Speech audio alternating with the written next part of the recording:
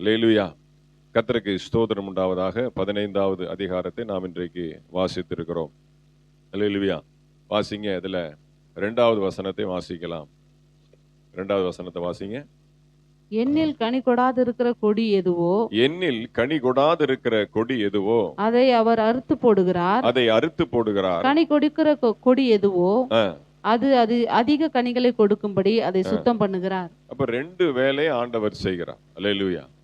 ஒரு செடி இருக்கு, திராட்சை செடி இருக்கு. அதுல சில கொடிகள் என்ன பண்ணல, கனி கொடுக்கவே இல்லை. சில கொடிகள் கொடுக்குது. அது நல்லா இன்னும் வேலை செய்யணும் அப்படிங்கிறதுக்கு என்ன பண்றார், அதை சுத்தம் பண்ணுகிறார். அப்ப கனி கொடாதிருக்கிற கொடிகளை அறுத்து போடுகிறார். அல்லேலூயா. ரொம்ப டேஞ்சர். அல்லேலூயா. அப்படிப்பட்ட நிலைமைக்கு நாம் போயிடக்கூடாது. கர்த்தருக்கு ஸ்தோத்திரம். டோட்டலா என்ன பண்ணிடுறார், வேண்டவே வேண்டாம், ரிஜெக்ட், டெலீட் பண்ணிடுறார். Hallelujah. Overall permanently deleted. Hallelujah. அது ரொம்ப ஒரு ஆபத்தான ஒரு நிலையை நமக்கு குறிக்கிறது. அடுத்து 2வது பாருங்க, கனி கொடுக்கிற கொடி எதுவோ அது அதிக கனிகளை கொடுக்கும்படி அதை சுத்தம் பண்ணுகிறார். எதை? செடியவா கொடியவா? அதிக கனிகளை கொடுக்கும்படிக்கு, இன்னும் ஈல்டு நிறைய வரணும், நல்ல ஜாஸ்தி கவுண்ட் அதிகமாகணும் அப்படிங்கிறதுக்காக அதை சுத்தம் பண்ணுகிறார். கொடியவா செடியவா? கொடியை சுத்தம் பண்ணி ஒன்றும் ஆக போறது இல்லை. செடி தான் சுத்தம் பண்ணும் இல்லையா? அந்த செடி யாரு? நானே திராட்சை செடி. அப்ப அவர் எங்க போய் சுத்தம் பண்றது? வேலை இருக்கு. அல்லேலூயா. அப்போ செடி அந்த வேரை சுத்தி தான் என்ன பண்ணுவாங்க, சுத்தம் பண்ணுவாங்க. கொடியில ஒண்ணும் இல்லை, எல்லாமே என்னது, கீழே இருந்தா போகுது, வேர்ல இருந்தா அந்த சாரம் போகுது. அல்லேலூயா. அதை சுத்தம் பண்ணுகிறார். திராட்சை செடியை ஆண்டவர் என்ன பண்றார், சுத்தம் பண்ணுகிறார். எப்படி? வாசிங்க.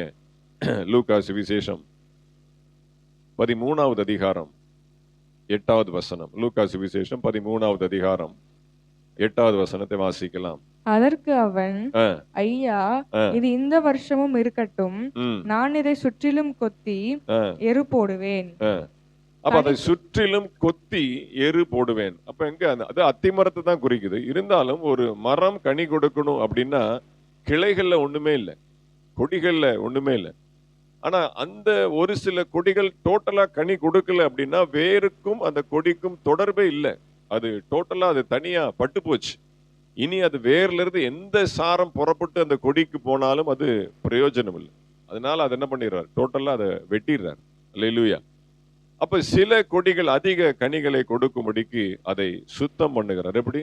சுத்தி கொத்தி எரு போடுகிறார். அல்லேலூயா. யாருக்கு? செடிக்கு, மரத்துக்கு. அல்லேலூயா. அப்ப இயேசுநாதரே சுத்தம் பண்ணணுமா? நானே மெய்யான திராட்சை செடி. அப்ப அவரையே சுத்தம் பண்ணணுமா? ஆமா, அவரே சொல்லி இருக்கிறார். வாசிங்க. யோவான் சுவிசேஷம் 17வது அதிகாரம் 19வது வசனம். யோவான் 17:19.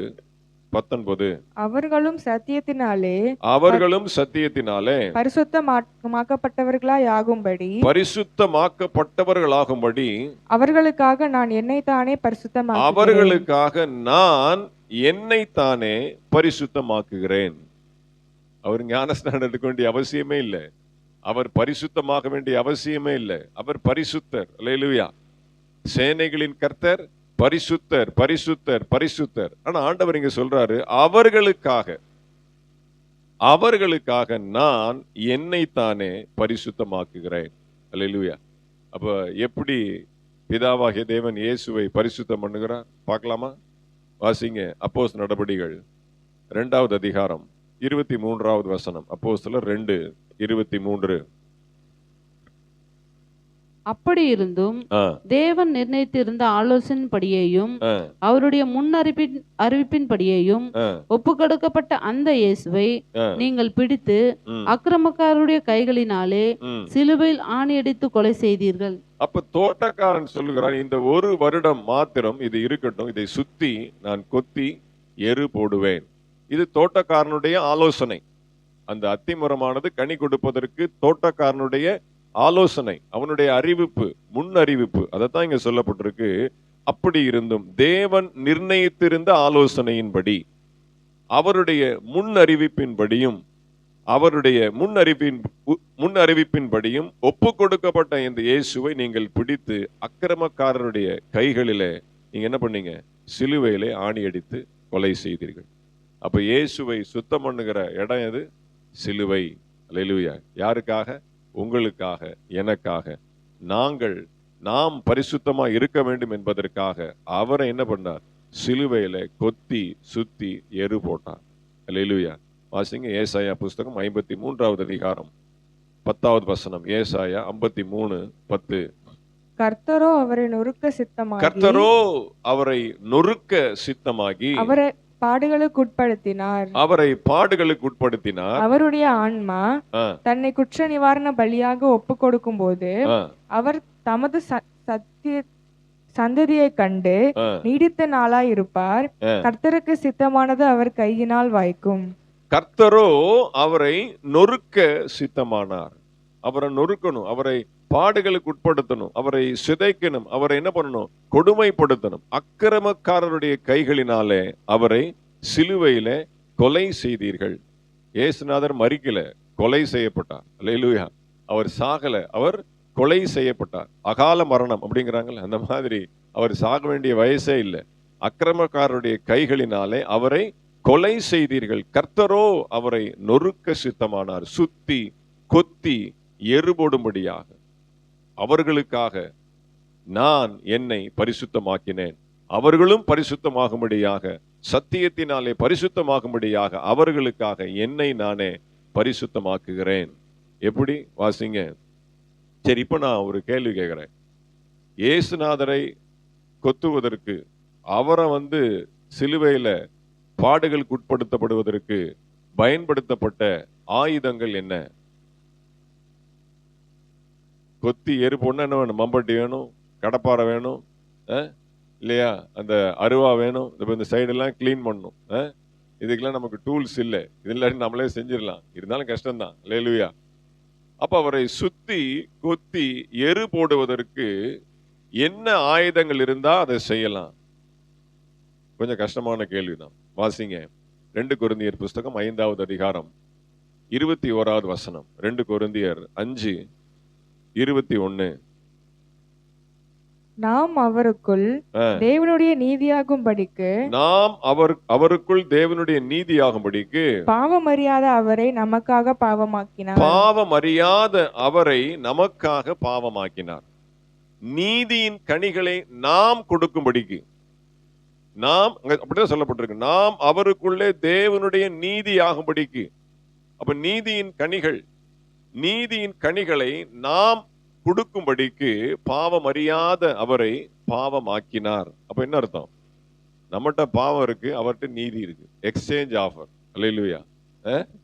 பாவம் அறியாத அவரை பாவமாக்கினார். அப்ப என்ன அர்த்தம்? நம்முடைய பாவங்கள் தான் அவரை பாடுகளுக்கு உட்படுத்தப்படுகிறதற்கு பயன்படுத்தப்பட்ட ஆயுதங்கள். அல்லேலூயா. ஈட்டி, கத்தி, அருவாளு, அந்த சாட்டை, முள்ளு, இதெல்லாம் என்னது? நம்முடைய பாவங்கள். நம்முடைய பாவங்கள் அவர் மேல் போய் விழுகிறதுனாலே அவர் காயப்பட்டார். அல்லேலூயா. அவருடைய சரீரத்துல, அவருடைய எண்ணத்துல, சிந்தையில, ஆவி, ஆத்மா, சரீரத்துல பாவமே கிடையாது. அவருடைய மாம்சம் முழுவதும் தேவ வார்த்தையினாலே நிரம்பியது, வசனத்தினாலே நிரம்பியது. அவர் பரிசுத்தர். அவர் என்னில் பாவம் உண்டு என்று சொல்லி உங்களில் யாரேனும் சொல்லக்கூடுமோ என்று சொல்லி சேலஞ்ச் பண்றார். அல்லேலூயா.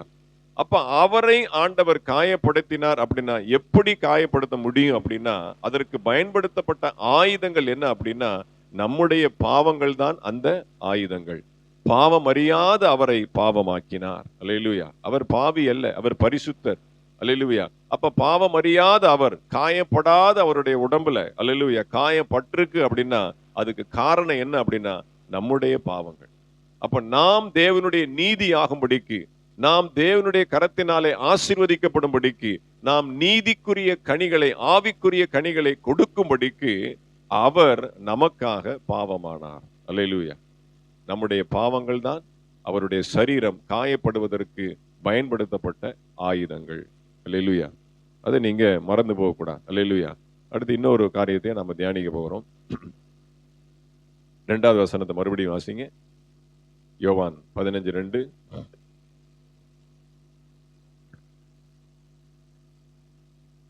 எண்ணில் கனி கொடாதிருக்கிற கொடி எதுவோ அதை அவர் அறுத்து போடுகிறார். கனி கொடுக்கிற கொடி எதுவோ அது அதிக கனிகளை கொடுக்கும்படி அதை சுத்தம் பண்ணுகிறார். 5வது வசனம் வாசிங்க. நானே திராட்சை செடி, ம், நீங்கள் கொடிகள். ம், ஒருவன் என்னிலும் நான் ம். அவனிலும் நிலைத்திருந்தால் ஆ, அவன் மிகுந்த கனிகளை கொடுப்பான். ம், என்னை அல்லாமல் உங்களால் ஒன்றும் செய்யக்கூடாது. 8வது வசனம் வாசிங்க. நீங்கள் மிகுந்த கனிகளை கொடுப்பதினால் ம், என் பிதா மகிமைப்படுவார், ம். எனக்கும் சீஷராய் இருப்பீர்கள். இந்த 3 வசனத்துல ஒரு காமன் பாயிண்ட் இருக்கு. என்னது? எக்ஸாக்ட்லி, அதிக கனிகளை கொடுக்கும்படி அதை சுத்தம் பண்ணுகிறார். அடுத்து சொல்லப்பட்டிருக்கு மிகுந்த கனிகளை கொடுப்பான்.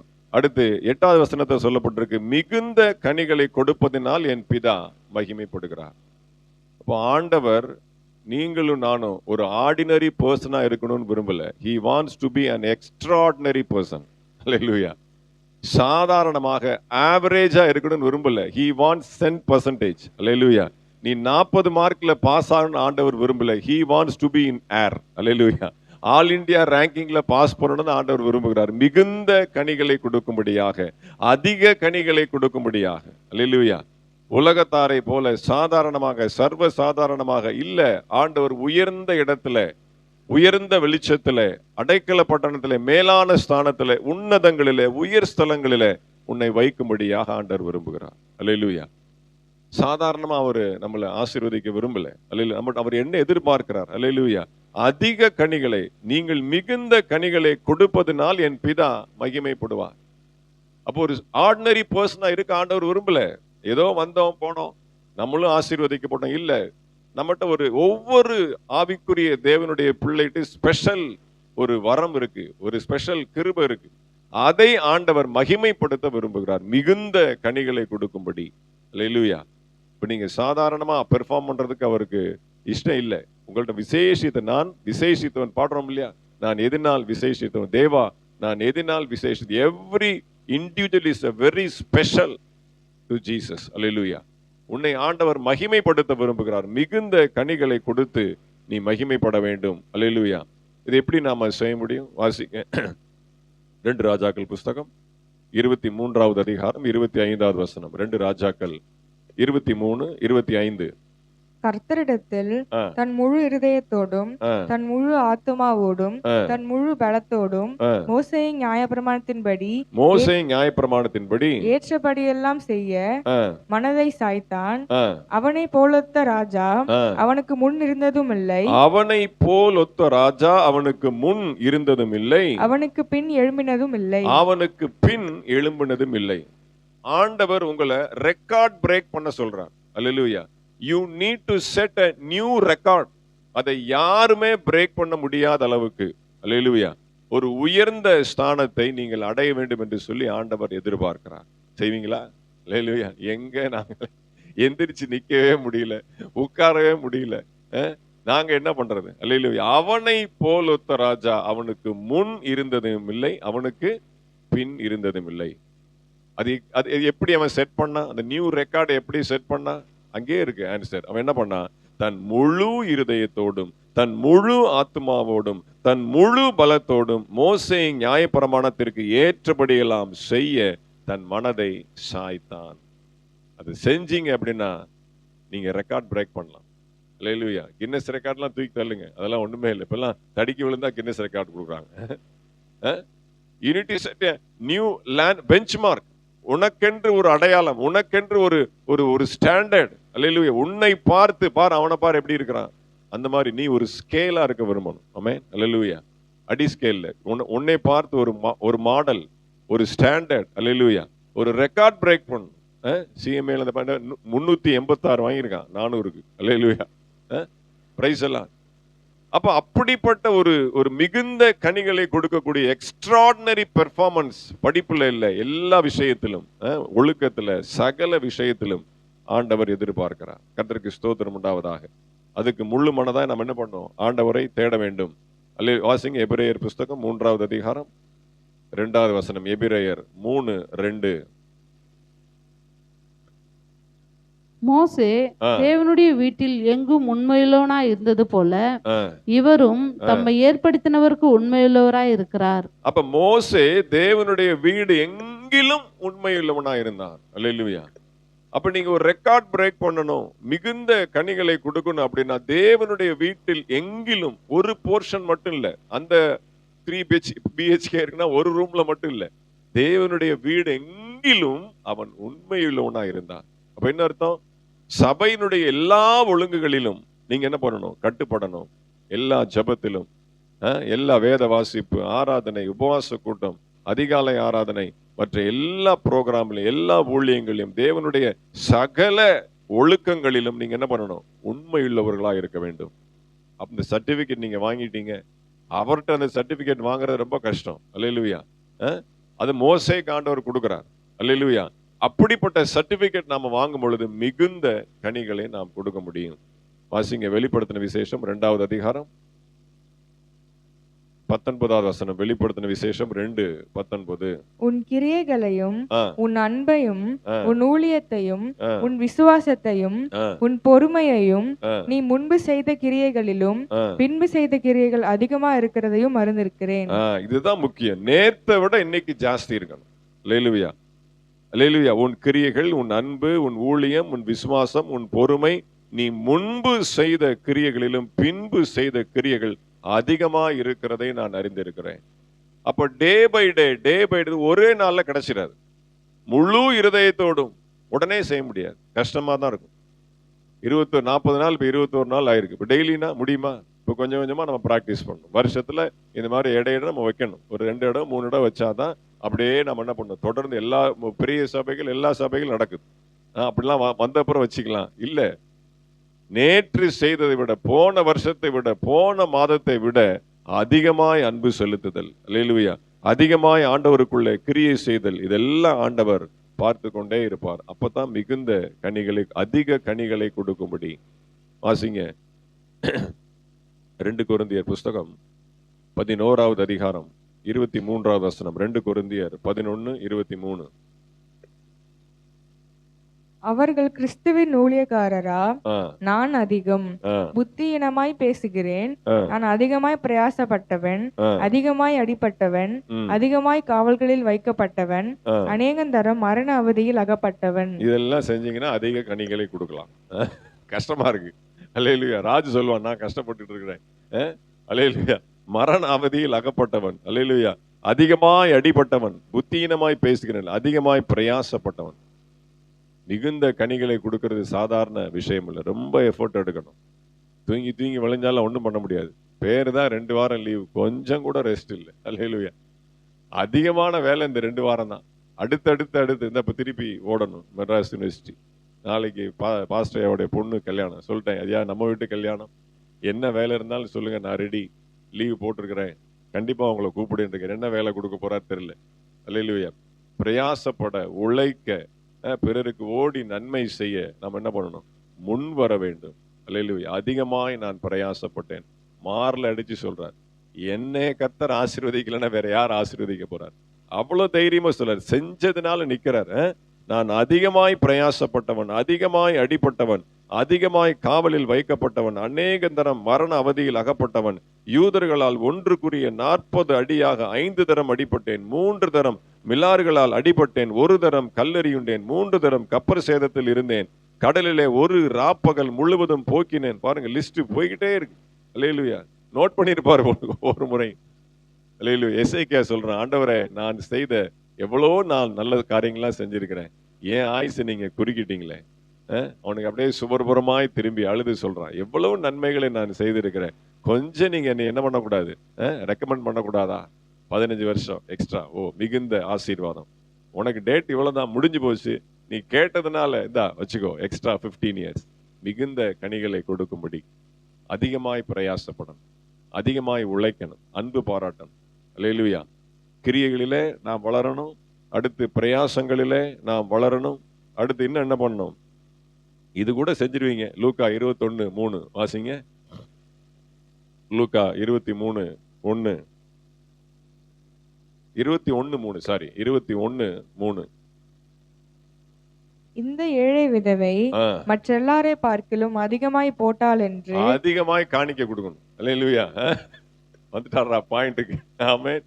அந்த ஏழை விதவை என்ன பண்ணா? தன்னிடத்துல இருந்ததை விட, அதான் நான் உங்களுக்கு சொல்ல வரேன், காணிக்க அங்க முக்கியம் இல்ல. அவள்கிட்ட இருந்தது 2 காசு, அதை என்ன பண்ணிட்டார்? அப்படியே போட்டார். அல்லேலூயா. அதிகமாய் கொடுத்தாள். காணிக்க கொடுக்கறது என்னது? 2 காசு. அதை என்ன பண்ணிட்டார்? அப்படியே போட்டார். அல்லேலூயா. அதிகமாய் கொடுத்தாள். காணிக்க கொடுக்கறது என்னது? மனமு வந்து உற்சாகமாய் கொடுக்கிறவரிடத்துல கர்த்தர் பிரியமா இருக்கிறார். அல்லேலூயா. அப்ப அதிக கனிகளை கொடுத்தால், அதிக காணிக்கை, பணக்காரனை விட அவன் பர்ஸ்ல இருந்து ஒரு தாள் எடுத்து போடுறான், இவன் என்ன போட்டா, சுருக்கு பைய தூக்கி உள்ள போட்டான். அல்லேலூயா, பிரைஸ் தி லார்ட். அதிக காணிக்கை கொடுக்கணும் உற்சாகத்தோடு. ஆமென். தரித்திரமாக இருந்தாலும். அடுத்து மத்தேயு புஸ்தகம் 18வது அதிகாரம் 21, 22 வாசிங்க. மத்தேயு 18, 21, 22. அப்பொழுது பேதுரு அவரிடத்தில் வந்து, ஆண்டவரே, என் சகோதரன் எனக்கு விரோதமாய் குற்றம் செய்து வந்தால் நான் எத்தனை தரம் மன்னிக்க வேண்டும்? 7 தரம் மட்டுமோ என்று கேட்டான். அதற்கு இயேசு, 7 தரம் மாத்திரமல்ல, 770 தரம் மட்டும் என்று உனக்கு சொல்லுகிறேன். அதிக கனிகளை கொடுக்கணும்னா அதிகமாய் மன்னிக்கணும். ஆமென். மன்னிக்க மன்னிக்க தான் நமக்கு என்ன வரும்? நம்முடைய மனசு பக்குவமடை, சாஃப்ட் ஆகும், நம்முடைய குணம் மாறும், சகிப்புத்தன்மை வரும். அல்லேலூயா. என்னுடைய சகோதரன் குற்றம் பண்ணா எத்தனை முறை மன்னிக்கணும்? டைரியில் நோட் பண்ணிட்டு இருப்பான் உங்களுக்கு. அல்லேலூயா. 770 தரம் நிறுத்தம், கவுண்ட்லெஸ். அல்லேலூயா. எண்ணிக்கை இல்லாம மன்னித்து கொண்டே இருக்கணும். அல்லேலூயா. அதிக கனி கொடுக்க விரும்புனீங்கன்னா அதிகமாய் பிறரை மன்னிக்க பழகி கொள்ள வேண்டும். அடுத்து 2 தீமோத்தேயு 1:3 வாசிங்க. சாதாரண இல்ல அதிக கனிகளை கொடுக்கிறது. இவ்வளவு காரியங்கள் நம்ம கடைபிடிக்கணும். 2 தீமோத்தேயு 1:3. நான் இரவும் பகலும் இடைவிடாமல் என் ஜெபங்களில் உன்னை நினைத்து உன் கண்ணீரை ஞாபகம் பண்ணி சந்தோஷத்தால் நிறையப்படும்படிக்கு உன்னை காண வாஞ்சையா இருந்து. அப்ப இரவும் பகலும் இடைவிடாமல் என் ஜெபங்களில் உன்னை நினைத்து. அல்லேலூயா. இடைவிடாமல் ஜெபிக்கணும். இரவும் பகலும் கண்ணீரோடு ஜனங்களை நினைக்கணும். அல்லேலூயா. நேத்து ஒரு தரிசனத்தை ஆண்டவர் நேத்து ஆராதனையில சாலமன் பாஸ்டர் கொடுத்தார். அல்லேலூயா. நல்ல வொர்ஷிப், நல்ல வல்லமையான ஒரு வொர்ஷிப்பா இருந்தது. அல்லேலூயா. உப்பு தண்ணீர்ல செடி வளர்தான். அப்படி ஒரு காட்சியை பார்த்தார். அது என்னன்னு தியானிக்கும் பொழுது, அதிகமாய் கண்ணீர் வடிக்கும் பொழுது அந்த கண்ணீரிலே ஆண்டவர் ஆத்துமாக்களை கொடுக்கிறார். அல்லேலூயா. அப்ப இடைவிடாமல் கண்ணீர் வடித்து இரவும் பகலும் நாம் ஜெபிக்கும் பொழுது அதிக கனிகளை இந்த சபையில நாம் பார்க்க முடியும். வாசிங்க 1 தெசலோனிக்கர் 1:4. 1 தெசலோனிக்கர் புஸ்தகம் 1வது அதிகாரம் 4வது வசனம்.